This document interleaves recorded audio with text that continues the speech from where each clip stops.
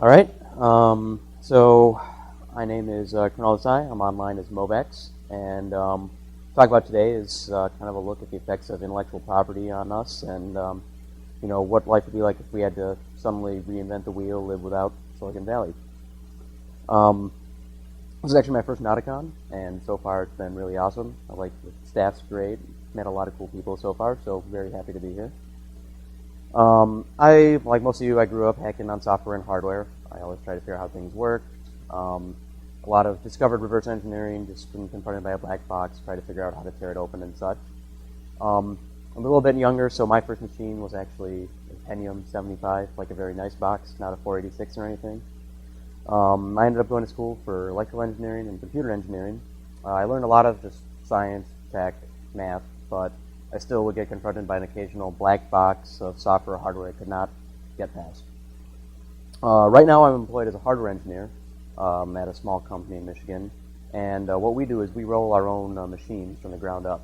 So we get to do the schematic design, we get to do the PCB layout, we get to do our own BIOS software, OS software, and basically we get to know the machine from the ground up. So as a side benefit, I got a lot of answers to how those boxes from the past that I had been working on operated. And it was kind of like getting the answer key, basically. All this documentation was just in front of me and explained how everything worked in the first place. Though, after a few months there, I realized I would have never, ever have figured out a lot of that hardware or software if I didn't sign a few forms and get all this documentation that explained how everything worked from the start. I couldn't know how, I knew the basics. I knew when I pushed power button on a machine, processor loaded, executed code from this address. After the initialization was done, it booted into OS. And if I was running Linux, I knew how everything's working at that point.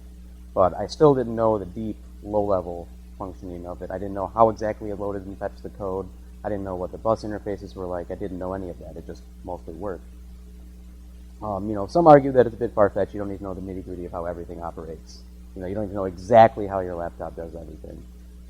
Those people probably aren't at NOTACON. Part of it is curious. I want to know how everything works, and humans are curious. I would like to keep taking everything apart until I know how everything works, and it's mostly feasible with the resources on the internet and the resources available to us now. You can get pretty far in trying to figure out how things work. The other part was kind of concerning, though. It's a little bit paranoid, but I thought it would make for a good thought exercise. If one day your devices stopped operating, let's say Skynet struck because it's a thought exercise, and could we pick up the pieces and get things running again? Could we reinvent the wheel? Could you redesign like this laptop from the ground up if you needed to? Except in this case, instead of reinventing the wheels or something, it's chips. Nanometer scale, billions of transistors chips, or billions of line of code, stretching from running smart toasters to stock markets. So first, I was thinking we had to start looking at intellectual property and the mechanisms that exist to protect it. And we also, I think, should look at why we need to protect IP in the first place. There are a lot of legitimate reasons, and it's kind of disingenuous to dismiss the entire concept as evil. Then, since we're all geeks at heart, we can look at some real-life examples of hardware and some black boxes that get in the way. And then finally, we can do a few case studies on our favorite electronic devices and see how we'd get everything working again. So first thing, intellectual property is kind of a nebulous term. It's been bandied about a lot recently. And essentially, it's a legal construct that attempts to codify intangible assets by granting exclusive rights to the said assets. So in plain English, that means things I think of with my mind: music, books, inventions, software in some cases. I want to gain exclusive rights to these creations. On one hand, it protects me because that gives me financial security and it gives me exclusive ownership of the creation of my mind. But on the other hand, it creates a legal minefield for everybody else. So let's say I've come up with a method of infinite energy involving magnets. I'll be selling them after the talk. In return for publicly sharing how my awesome magnet invention works, the United States or whatever country I found my patent work in will grant me exclusive rights to my magnets for some time period. It might be a few years, could be a few decades, it varies. So anyone who trods on my magnetic energy generator will find themselves attacked by my crack team of lawyers because it's my patent, presuming it was granted to me. The downside, if you can call it that, is everybody knows exactly how my magnet generator works because in the patent disclosure, I disclose like, hey, this is how my magical invention works. And after the initial patent term is up, people can legally clone it. Of course, you'll probably find cheap Chinese knockoffs of it or something, but legally, it's supposed to be protected for the period of the initial patent term. This is good because I'm protected, and it also puts my work out in the public domain. So libraries, whatever resources, people can all download, they can store this patent, which is good because it kind of puts it on the permanent record. So if I blow myself up with magnets, the next guy may not make that mistake, and it's not lost. This is also bad, though, because patents can be abused a lot. I don't know how many are familiar with patent trolls, but a lot of companies have earned a bad rep by just buying a patent, sitting on it, and then 10 years later when someone does something remotely related to that patent, they just blanket lawsuit with the intent of just settling out of court for some sum of money. And they're not going to do anything with the patent, they just happen to own it. And they're not going to develop it further, they just want their payday. So you run into that a lot. Free trade issues are common, especially with pharmaceuticals. There's a concern that pharmaceutical companies in the United States invest billions of research and development money on drugs, but to make these drugs available to like developing countries and such, they're concerned that if they're the sole patent holder and sole manufacturer of it, they can charge essentially whatever they want for this drug to countries that have no way of affording it. Software patents are a very recent issue. I'm sure, if you're in this audience, you've probably read about them. People want to patent, user interfaces, certain methods of just algorithms are attempting to be patented. And there's also a new issue with biological patents, patenting certain organisms, genomes, genetic codes. Seeds, yep, Monsanto and GMOs, exactly, yep. But now what if I wanted to protect my awesome magnet generator, but I did not want to disclose how exactly the magnets work? Or what if I've disclosed my magnet generator, but I haven't shared how I manufacture it? This is where trade secrets come in. This doesn't expire like a patent, but if someone else independently discovers magnet generation technology, I'm out of luck. It's out there. I have no legal recourse. They just happen to discover it. That's the downside. So they're really commonly used to protect manufacturing techniques. So after I file the initial patent, my trade secrets are in the best way to make that device, to increase efficiency, to increase yields of that. Any improvements I make to the design after the patent, I would generally roll into a trade secret as well. Everyone might know about it, but I've got the secret way to make them that's far more efficient, meaning I can sell them cheaper, meaning I profit more. Or you may be a large beverage company and you don't want anyone knowing your formula. The formula for Coca-Cola is actually not patented, it's a trade secret. Because if it was patented, we would all know what's in it. And I still don't think anyone's been able to figure out what exactly is in Coca-Cola yet. So how would I protect my trade secrets?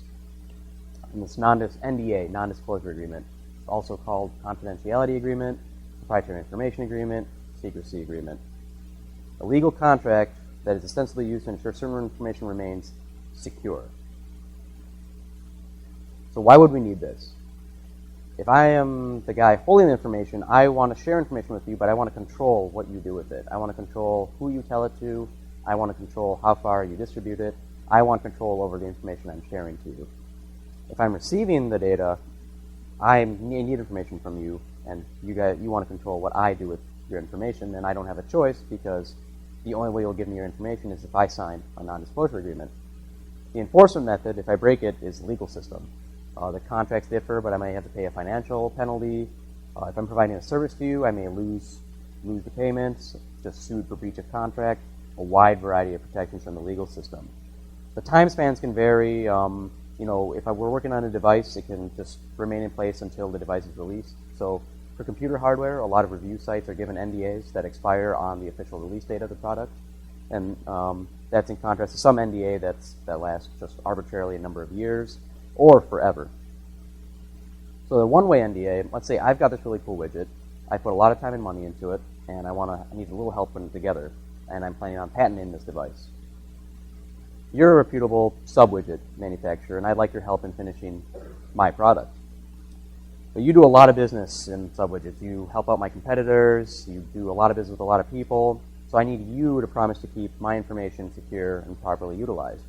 So in this case, I would give pinky swear, or I could give you an NDA. So in a one-way NDA, I'm setting the conditions. So I'm going to say, hey, don't take my idea and start using it for yourself. I can say, hey, My information needs to stay in a separate filing cabinet that's locked at all times, away from the rest of your customer data. If I say this part of my stuff needs to remain confidential, you have to keep it as such. And essentially, I dictate all the conditions for this agreement. This protects my IP. So I can work with you and get my widget done, and if you break it, I can come after you for monetary penalties, legal penalties, etc. And this is really common. Distributors like Avnet, Arrow, etc., we have their reps come to our building, and they have to sign an NDA promising not to share what we disclose to them with anyone else. And it's a very common agreement. And startups and inventors also love this because they're often sitting on a new revolutionary idea, and maybe they need to get a consultant on board, or they need to get venture funding, or they need to get a quote for supplies. So they are afraid of people stealing their idea. They will try to make the other party sign an NDA, and the originator is going to rest easy. Okay, we've got some legal protections for our idea. They can't just run with our idea and turn us down. Because a common fear is, you're an inventor, you're one guy, you're going to go up to a venture capital fund, you're going to explain your idea, they'll turn you down, and then they're just going to run away with your idea and do it anyways. Though, I did read a recent article that said some venture capitalists actually consider this an amateur move, and I don't know how much the truth of that is, but I thought it was interesting because I thought this was a pretty common occurrence. And all of us have run into a receiving end of an NDA pretty easily.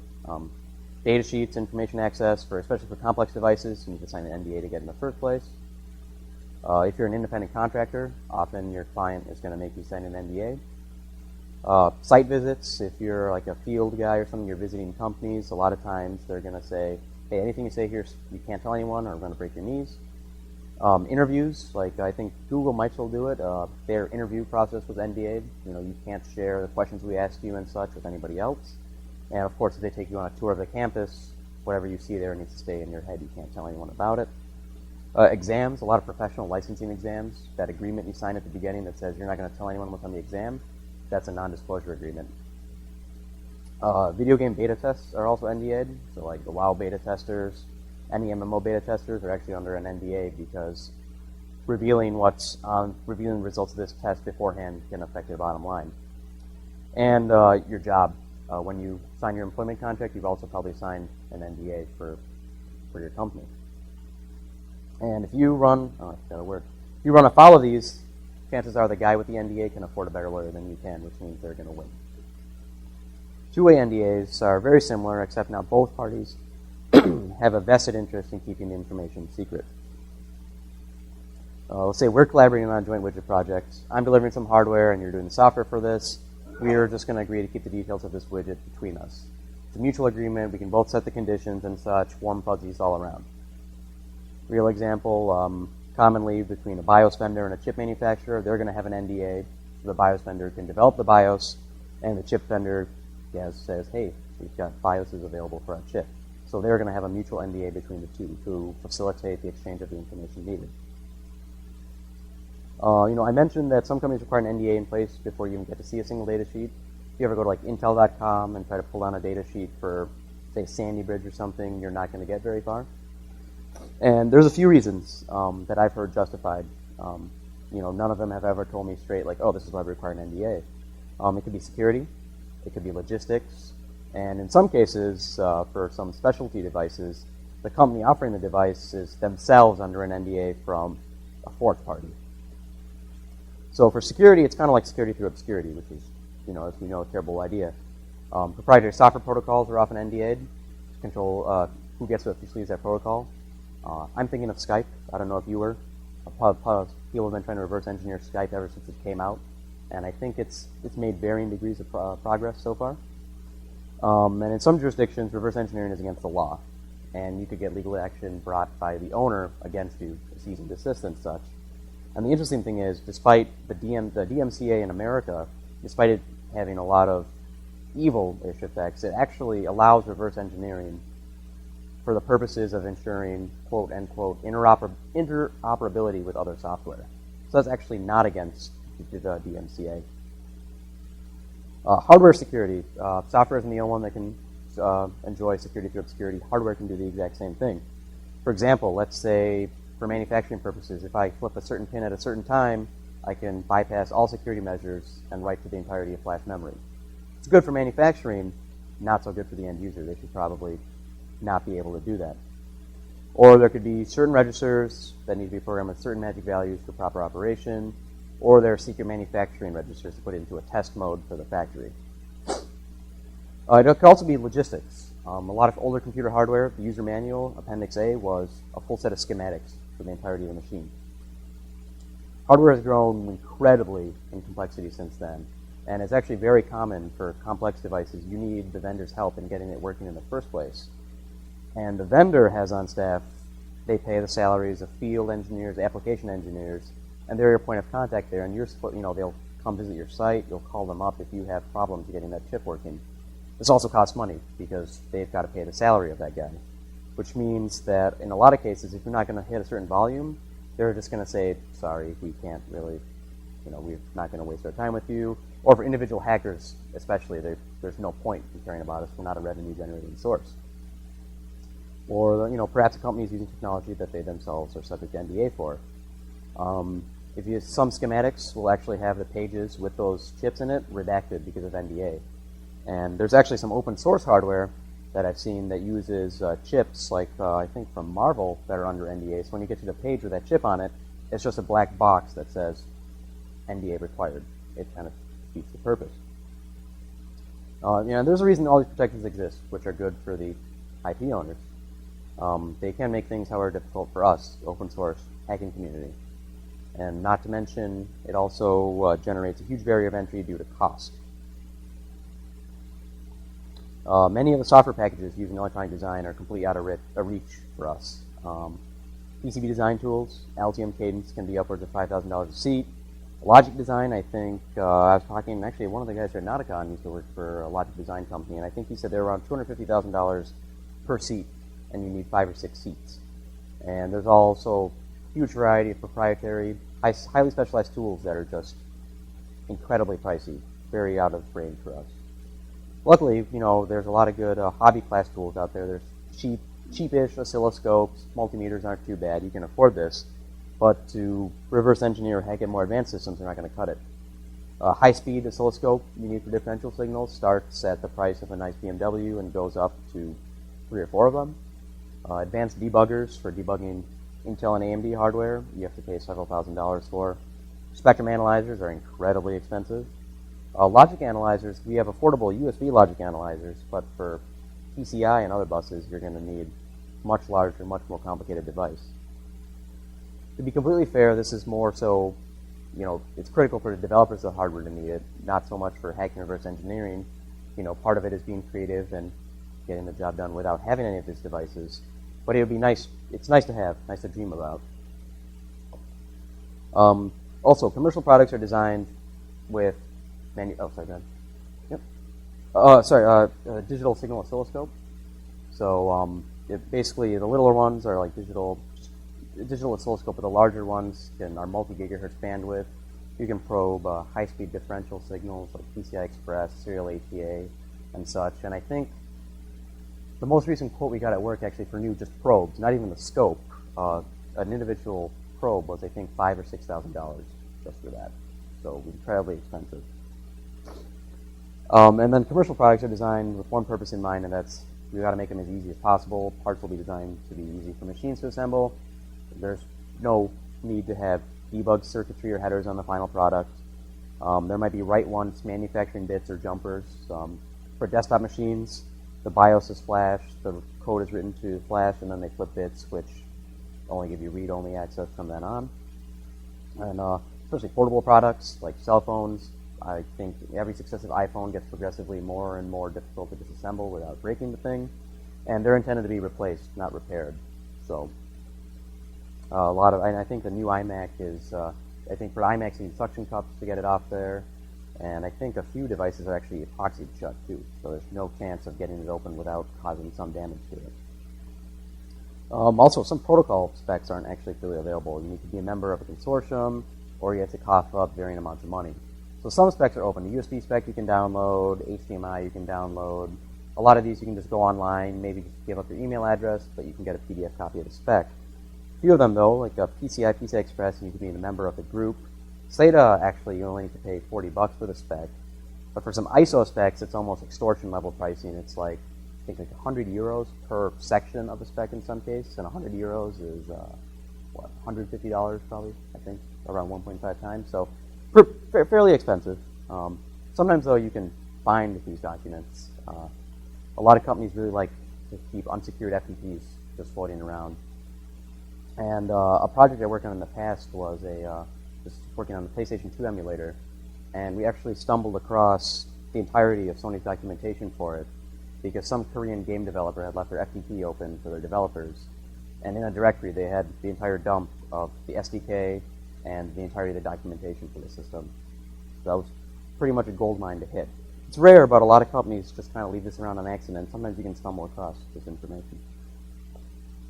So that was kind of dry overview of NDAs and intellectual property. And now for this part, I was going to kind of look at some real-life hardware that can fall victim to this and some other issues that crop up because this information is hidden behind is classified.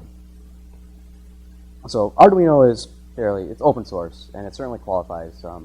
You can buy all the parts very easily, even from Radio Shack. The PCB is open source, the software is open source. It's as open as can practically be. Every data sheet is available, and there's nothing horribly complicated on it. Every engineer will understand how the voltage regulator works. It's a basic microprocessor. We understand it very, very well. The only thing we really don't understand is the exact inner structure of the AVR itself, but practically we don't really need to know that, and it's not a very, very complicated microcontroller. AVR it's the, I'm not sure, I forget what AVR exactly is. Okay, yeah, so AVR is just a microcontroller series made by Atmel, and they're just called AVRs, but I've heard varying definitions of the acronym, but AVRs just refer to their processors. Yep. And most senior computer engineering students design a small processor as a project at some point in college anyways. So it would be very trivial to recreate a processor that emulated that instruction set and maintain compatibility with existing code. The more effort would probably be in relearning the manufacturing techniques for the chip and maybe the analog portions of it to match the existing ADCs and such. But on all, this is as open as it can practically be. Atmel is not going to publicly release the net list or the gate level schematics of their chip. They don't need to. x86, Sebastian has strong feelings about x86. It's 34 years old as of this year, and there's a lot of backwards compatibility just duct taped around it. It's very incredibly well documented with regards to software. The developer manuals are out there. There's billions of lines of code written for this. The dev manuals are free, and there's a lot of compilers. GCC is open source. It's been around for decades. Very well documented on the software side. The hardware side, not so much so, especially compared to the beginning with the first 8080 and 8086.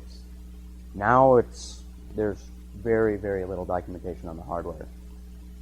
The chipsets have grown exponentially in complexity. The modern chipset can handle, it handles the video links, it has PCI Express on it, it has serial ADA, it has USB, it has low pin count bus, it handles clock generation, it does a dozen things all on one 1,000 ball VGA chip. And without exacting documentation, there's no way to figure out what it does. You can look at the data sheet, you might be able to get the pinout, but there's an extensive setup required in doing that. And the software required to get this high-speed chip to talk to the CPU is significant. Has anyone heard of Core Boot, per chance? Core Boot is one of the leading efforts in the creation of a truly open-source BIOS. It's been around for a while. Unfortunately, full support for the latest generation chipsets is kind of a work in progress right now. Core Boot works very well on older machines, but for the latest chips, it's kind of broken. And all of us depend on closed source BIOS to get our machines running in the first place. I'm sure you've seen American Megatrends logo, Phoenix, Award, etc. It's your manufacturer paid for the license of that, and that's the code responsible for getting your machine from power on to a state where your operating system can take over. When you get to the OS stage, you can go completely open though. You have Linux, you have the source code for that, and anybody can sit down and roll their own OS if they want. However, you're at the mercy of the BIOS in getting to that stage in the first place. That black box code is responsible for setting up your bus, your ACPI tables, and a lot of proprietary peripheral initialization. It's a fairly complex process to add code in there to correct errors made by the BIOS. If it misconfigures PCI bars and it gives you bad ACPI data in the terms of these tables. And I think most of the time it works fine, but I think in the past there's been issues for Linux users in the way the BIOS has treated them. I think ThinkPads a while ago had issues with the BIOS Lenovo shipping, and I remember seeing a lot of bugs on Ubuntu Launchpad about ThinkPad users that were suffering all these issues because Lenovo didn't really care about implementing proper support for Linux in their BIOS because it's not their target market. On the hardware side, everything kind of just comes down to registers, and often they're going to require very specific values programmed for proper functionality. And these are some examples that I've seen. I've just slightly sanitized them, but this was the one right here. It's like, okay, this register needs to have these bits set, and the only documentation is an email from some guy who worked for the company, and that's it. That's the extent of the documentation. If these bits aren't set, you suffer system instability at just random intervals, and there's no way to really track it down because you forgot to set these 3 bits somewhere. A lot of times you'll see reserved for this silicon revision set to X, for the silicon revision set to Y, otherwise it won't function properly. And then just straight reserved. A lot of data sheets will say, hey, this is reserved, set to this value or set to all ones, and internally the manufacturer can do whatever they want with it. For us, we have no idea what reserved really means. Maybe they're really just reserving it, or maybe they made some errors. They've got some serious silicon issues that they're fixing through setting values in these reserved registers.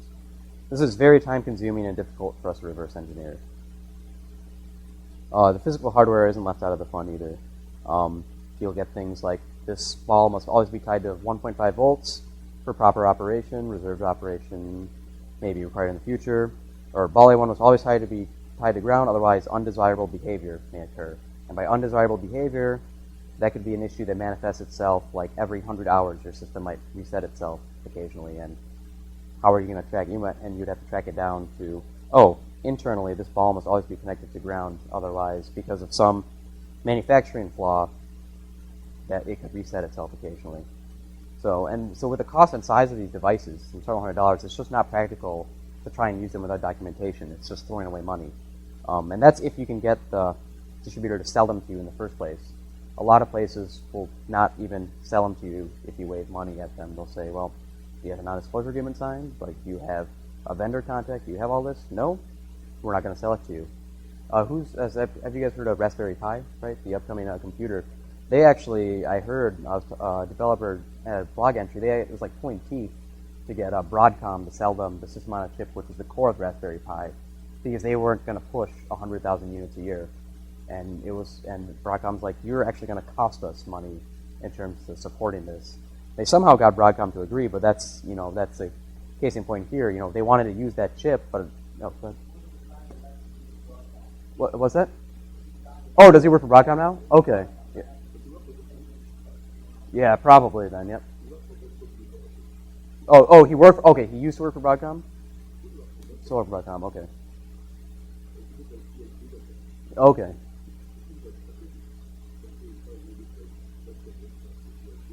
Yeah.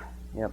Yeah. Yep. Exactly. So I guess so that helps out the political side of it, but still, Broadcom was like, well, we don't really want to sell you this because then we gotta dedicate a guy to supporting you for this. But eventually, if we were like, hey, we're supporting this nice cheap computer for learning and such, but it was a fight to get that usable. I think they had a few alternatives lined up in case Broadcom didn't agree to let them use that chip. Yep. Mm-hmm.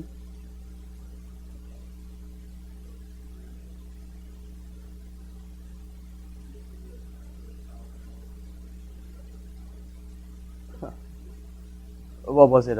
Stand for like one OCZ drive or Cruiser drive? What the controller was? Okay. Yeah. Yeah, I know a few of them. Yeah, I think a recent Intel SSD had a bug where on a reboot it would show up as an 8 meg drive because of a firmware bug, and it's like, and then it's like, well, make sure you back up your data before using these solid state drives. So, and yeah, it's some kind of weird edge case, right? That only they know about. Some little bug in a million gates causes that. So for manufacturing, I guess, out of curiosity, how many people in here are engineers or EUCs or similar? You, okay. So in school, we all learned the basic principles. We took electronics, we took circuits. We've got the basic math and theory behind these devices down. But manufacturing the devices is a different problem entirely, especially when you're talking 45 nanometer, 32 nanometer. It's highly complicated. And almost all of them are trade secrets. It's incredibly important in semiconductor manufacture. Foundries, this is incredibly jealously guarded. If you want to do a design with that foundry, you need to sign an NDA with them in the first place to get access to their development tools and standard libraries for that process. Because this affects their bottom line. If whoever makes the cheaper chips at a higher yield is going to dominate the market. And if we lose that knowledge, we'd be looking at an incredibly serious setback. This knowledge is locked up, is tied up in companies, it's trade secrets, and if that's lost, we would be looking at reinventing a serious amount of engineering. So if we had to start over, I think we'd do it differently. We have an enormous amount of software deployed on x86. We've got knowledge of the register set and such, but we also get to start in maybe it's the next slide. And we've got centuries of program time have gone into creating the development tools to support x86. Major issue, with an architecture is nothing without a working software ecosystem to support it. And we've got an incredible variety of dev tools. GCC, I think they millions of man hours, if not more, in development time spent on making GCC what it is. And these are absolutely critical. But we would... What's that? Yeah, that's true. Yeah, GCC is they're not very efficient development-wise, but they have gotten, it's probably the best open source compiler you can get for x86. LVM is making progress too. But we would sorely miss the process manufacturing experience. Those are the Intel Moonsoup guys. The knowledge, in university you can learn about this, but when you have 20 years of learning how to make chips, that's an incredible amount of institutional knowledge you've kept locked up. You're like, oh hey, when we tried to make this chip, X happened. But you don't share that with anyone else. You just keep it internal, like, all right, next time, let's not do this, and we can move on. And you improve your yields. But no one else knows that. They have to discover that, again, on their own. I think we call it successful if we get our existing software base running again, but we get a chance to start fresh hardware-wise. So right now, x86 has an anchor tied around itself of 30-something years of backwards compatibility. We would get the chance to start in 2012 with what we know, and we could design an underlying new architecture that still maintains compatibility with x86. Don't even bother investing huge amounts of time in trying to reverse engineer existing silicon. Starting with what we know now, the software we have to maintain, I think, just starting with a whole new architecture would likely be the better option. And build and iterate as fast as possible to rediscover the process engineering. Trial and error is how it's developed in the first place anyways. Each successive chip generation, they've learned what to do, what not to do, and the faster you keep doing trials, the faster you'll relearn this. And I think it'd probably be better to make this type of knowledge, to some degree, make it to the public domain so it doesn't happen again. Right now, I'm not sure how much of that is in the public domain. I tried doing some research prior to this, and I could only really find, funnily enough, some scientific papers and such that are behind the paywall. You need to subscribe to IEEE or be a university student to get it, but there's very little public information on the process engineering as a whole. And if we lose that knowledge, we'd be looking at a serious setback again. And that is all, aka it's 4 a.m. in the morning. So, yeah, that's pretty much all I've got. Yeah. Any questions? Yeah. Mm-hmm.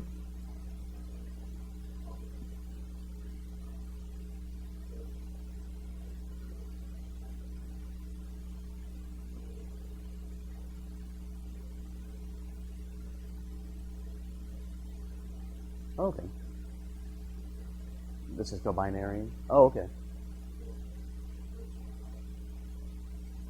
Okay. Okay.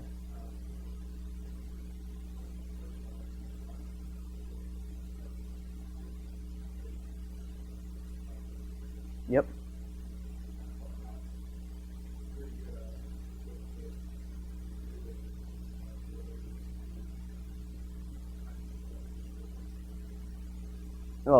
There's a company called Chipworks, and they're a very, very popular service. And they actually offer a service where they can decap an IC and perform analysis for you. And the initial one is any of us, you pay them about $100, you can send them a chip, and you'll get back a decap chip, and you can see the die. And then if you write them several very, very large checks and continue to write those checks, they'll actually assist you in performing competitive benchmarking, analysis, and such on that die. So with the ASIC, it's a very, very large chip to attempt to reverse engineer. And I think some of the Cisco devices, I think they have ASIC, but some of them also have FPGAs, so they're loading the code at runtime from a flash memory. So you could attempt to obtain that bit stream, and you could try to decode and reverse engineer the bit stream. But Sebastian would know better than I if that's entirely feasible or not. No one's doing it yet. It's feasible, but yeah. So maybe we just got to try it. But and the ways FPGAs work is actually every time you power on the FPGA in a few hundred milliseconds, it loads its configuration from a nearby memory chip. And it's only recently that manufacturers have begun to add encryption and protection to that flash memory chip. Otherwise, you could just read the data out of that. Yeah. Yep. Yeah. Yep.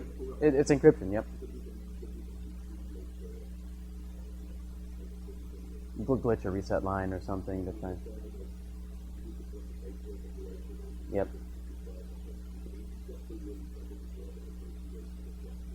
Yep.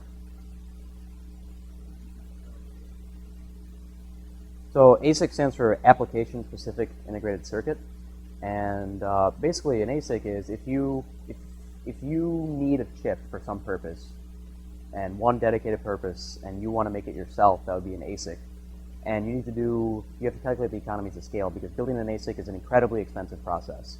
But if you're going to be selling, if you need the performance, or B, if you're going to be selling in an incredibly huge volume, it may actually be profitable in the long run to go to an ASIC. So technically, the chipset in my Mac, that's an ASIC. It's a very specific circuit that is the controller hub for my Intel processor. So a lot of times people can do their development work on an FPGA because you can reconfigure that and program that, and perhaps down the line they may port that design to an ASIC so they can run at higher clock frequencies, obtain better performance, etc. But it's not I've only heard of a few smaller individuals actually pursuing the ASIC path. The cost tends to limit it to companies that can afford it. Yeah, and actually, and there's a few hobbyist level boards that start, I think, at like $80, $100 with an FPGA on board, and you can get started. Shout out, you could buy Sebastian's Milky-Mist board, and you get a very large FPGA with video interface, keyboard interface. Yeah, and you have a proven design which works on it, so.